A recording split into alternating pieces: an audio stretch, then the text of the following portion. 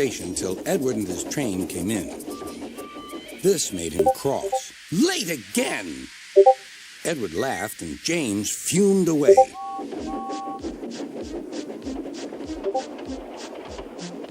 After James had finished his work, he went back to the yard and puffed onto the turntable.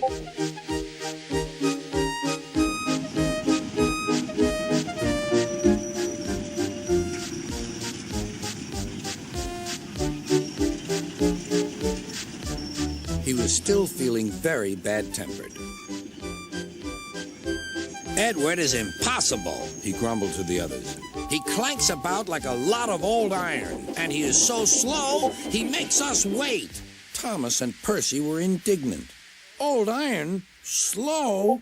Why, Edward could beat you in a race any day. Really, said James. I should like to see him do it.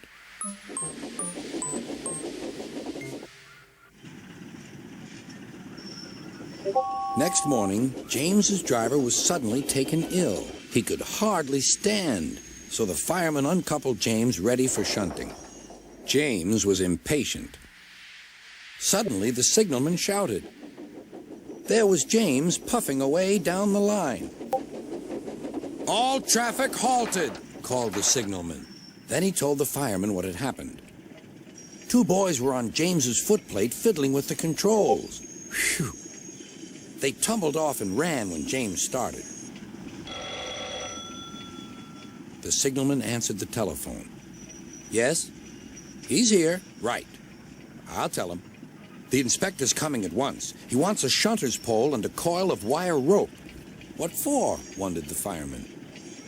Search me, but you'd better get them quickly. The fireman was ready when Edward arrived.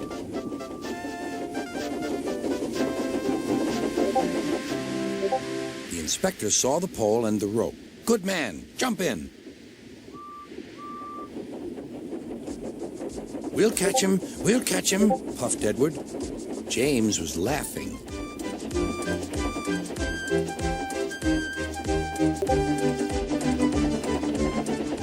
What a lark, he chuckled to himself. Suddenly, he was going faster and faster. He realized that he had no driver. What shall I do? I can't stop. Help! Help! We're coming, called Edward.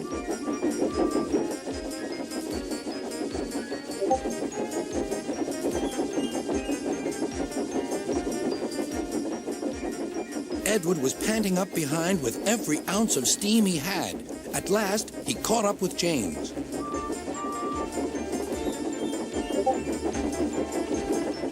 Steady, Edward, called his driver. The inspector stood on Edward's front, holding a noose of rope in the crook of the shunter's pole.